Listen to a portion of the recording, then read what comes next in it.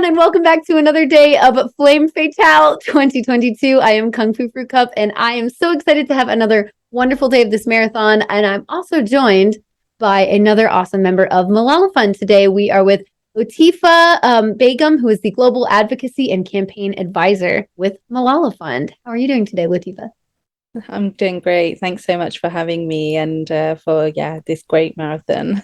Yeah, of course. Well, hopefully you are enjoying watching by this point. But I wanted to speak with you about what you do with Malala Fund, and it's a little bit of a mouthful. Global Advocacy and Campaign Advisor. Can you tell us a bit about what that means? Yeah, sure. I think a lot of people hear that and think, oh my gosh, it sounds like such an important but also challenging job. I've been with Malala Fund for the last sort of 2.5 years. And what my role really entails is looking at campaigns, but also advocacy issues, particularly championing girls' education issues. I do a lot of work on different kind of coalitions, working on different kind of initiatives with the various different organizations.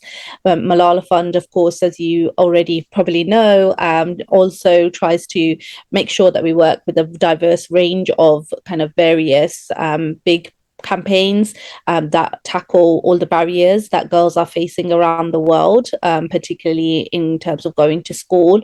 So my role is also to help advise on those campaigns and to also think a little bit more kind of strategically around issues like climate change and how they're directly affecting girls and preventing them from going to school. For sure. So within some of these campaigns, what would you say are some that maybe recently you've been a part of? So the climate change campaign has been a really big one since last year, in particular, when Malala Fund published a report called A Greener and Fairer Future. We really kind of tried to bring together the voices of girls, and particularly girls affected in some of the countries that we work in, to be able to share their lived experiences. I think we're all experiencing at the moment extreme levels of heat in the weather in different countries that we're in, but other parts of the world are experiencing floods and major monsoons. They're also experiencing earthquakes, and we're finding now more than ever everybody's experiencing what I think is a climate disaster, not just climate change. So I think that this is a real time or when we need to see action being taken. And so Malala Fund has been working very closely with girls around the different countries we work in, particularly our education champions and also our girl fellows, to bring their voices to the forefront and to also influence the agenda. We know there's a climate conference coming up at the end of the year, and we want to bring the voices of those people most affected to really call for urgent action to be taken. Fantastic. Yeah, I mean, I agree. It's something that I think really needs to have a voice. And what better way to both promote girls' education and girls' platforms to speak with climate change? So with this in particular, like it's definitely something that affects everybody, as you've been speaking. But with girls' education more specifically, what do you think? Like, how do you think that link is connected? Like, why girls specifically, like, do you think are the worst impacted with climate change? That's what I'm trying to say. Well, we know that girls and particularly women are at the forefront of dealing with the impacts of climate change. Climate change leads to, unfortunately, lots of droughts. That often also means that girls have to walk several miles to collect water. Girls and particularly women are usually the ones who have to take on the burden of the household chores. So we found that actually results in a lot of girls not actually going to school and not completing their education as a result of climate change effects. We also know, unfortunately, lots of girls are being married off early because they're trying to support their family through, different sources of income. This is really devastating because girls don't re-enroll in schools, and our research and statistics have shown that girls are less likely to ever go to school or re-enroll in school ever again as a result of the impacts of climate change. My family are from Bangladesh, and I have seen firsthand the devastating impact that floods have had, in people's livelihoods, but also their homes. And it's really sad to be able to see that sometimes girls don't have futures because climate change is having direct effect on their lives. We know that from our research, there's about 12.5 million girls who potentially up until 2025 won't be able to complete secondary school education as a result of climate change.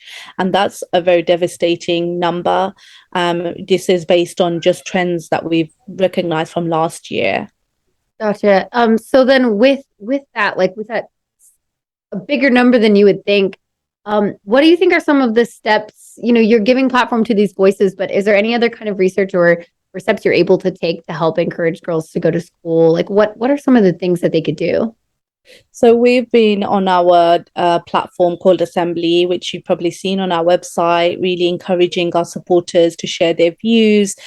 We just recently published like a toolkit, which brought together lots of different practical ways in which people can take action.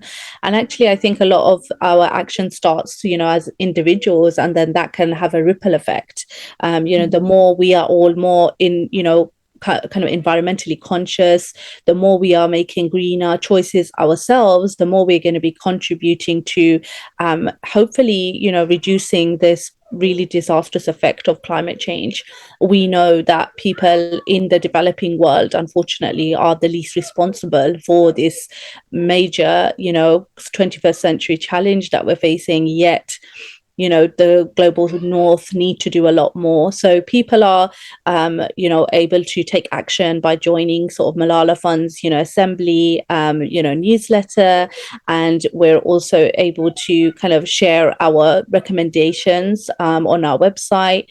We are also working with lots of youth feminist activists and bringing them to the climate conference in November to really give them a platform so that they can also share what they want to see world leaders do to ensure girls are less affected by climate change. That's awesome. So with this, first of all, Assembly is a wonderful publication and you all can check it out at assembly.malala.org, just so you know. And then I'm curious about this, the climate conference in November, like who all gets to be part of it? Like how does that kind of get organized and what girls are able to go have a voice? Like I want to learn more. Sure. So the United Nations environment kind of arm of the UN body actually organized this conference annually. This is where all sort of countries and the heads of states come together to actually report back on the progress that they're making in terms of the actual promises they made in the Paris Agreement as well. We are really trying to make sure that girls' voices are heard more in this conference, and it's not just governments and it's not just the policy makers, if you like. So we are going to be hopefully attending and bringing along a delegation of supporting youth feminist activists who are already taking action on climate change in their own communities, but they'll be coming along to the conference in Egypt in November to really push and urge for those kind of promises that have been made by countries to be delivered on. And as we can see, climate change is becoming increasingly urgent problem, and it's not something that we can wait around and not do anything about. So the conference will be reporting back on progress, but it will also focus on issues like climate and adaptation and also resilience building, because the countries that are most affected also need to know how to better prepare and be equipped to deal with the effects of climate change. Right. Yeah, that makes total sense. Well, thank you for that information as well. I just like learning more about all of this. It's like part of the joy of getting to speak with you all is seeing all these wonderful things happening and all these things that you do. Now, within your actual experience, being this campaign advisor, is there any moment that you've had that's really stood out to you, like any kind of stories or experiences? Yes, definitely. I mean, what really inspires me every day is being able to work with some of these activists, particularly the girl activists in the countries that we work in. A lot of them have been directly affected by climate change, and they're able to tell their stories really powerfully. What I find really kind of comforting and reassuring is that, the funding and grants that Malala Fund provides is allowing them to come up with creative ways to, really make sure girls are going back into school. Some of our sort of champions in Bangladesh are kind of creating something called floating schools. They're also, making sure that they're giving girls the skills that they need to be able to respond to early signs of disasters, like, flood warnings, and being able to actually prepare them in terms of life skills. So I think that's a really important part of the work I do. And I really love being able to work with those activists because, they bring such a powerful story. One of the activists we're taking, hopefully, to the conference, unfortunately, her own father passed away from a heat wave. So, we can really kind of hopefully give her a platform and empower her to, influence an agenda that is usually very far out of reach for a lot of people. Oh, that hits home for sure. Well, it's wonderful to again give platforms to people who have gone through those kinds of experiences. They'll definitely have a powerful story to share. And it's wonderful that again you help provide all of this for them and help organize everything. So that's amazing. I always am like, oh, your work is so amazing. I say it every time. I swear. We couldn't do it without the support of our, donors, but also our supporter network. So we're just really grateful that people are still supporting Malala Fund in terms of our vision, but also recognizing that actually climate change, amongst many other global challenges, around girls being able to go to school, is something that they can also support us with. Yeah, absolutely. It's not something that you think of firsthand. You're not like, oh, climate change, girls' education, but it makes sense when you talk about it and how it can really impact girls and their ability to be educated in the first place. So I appreciate that with you. Now, before I let you go, as we are about to head into the marathon, do you have any gaming experience, or have you had any stories of girls who have done things with gaming or anything like that? Well, in terms of my own gaming experience, I do love to have sort of, various kind of more board games. I'm less of a digital gamer, I think. But I think definitely the girls that we've worked with, they've brought really innovative ideas. We know that there are lots of, online kind of versions of people creating eco schools nowadays, and like creating digital ways in which they can actually really kind of tackle climate change. So that's something that I would suggest that people also look into. Yeah, there's some great games out there. I've seen a lot of like eco-friendly, nature supporting games and board games as well. Actually, I also love board games, so I totally understand that. That's awesome. Well, I hope that you enjoy a glimpse of speedrunning and video games in this marathon. But it's been such a pleasure speaking with you today, Lotifa. Thank you so much for enlightening us on some of what you do and climate change and girls' education around the world.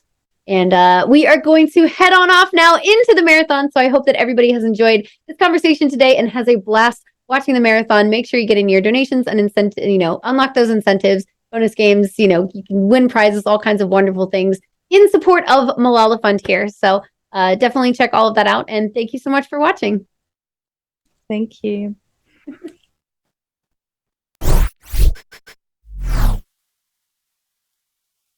Good morning, good afternoon, and good evening, wherever you are in the world, and welcome to another wonderful day of Flame Fatales 2022, benefiting Malala Fund.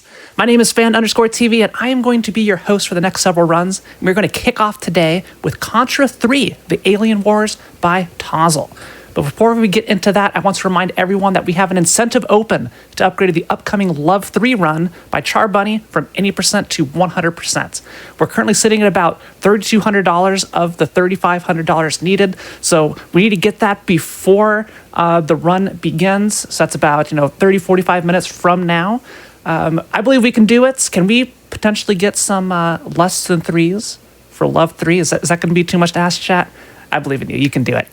Anyway, I don't want to keep you from the action too much longer, so Tozzle, take it away with Contra 3, The Alien Wars.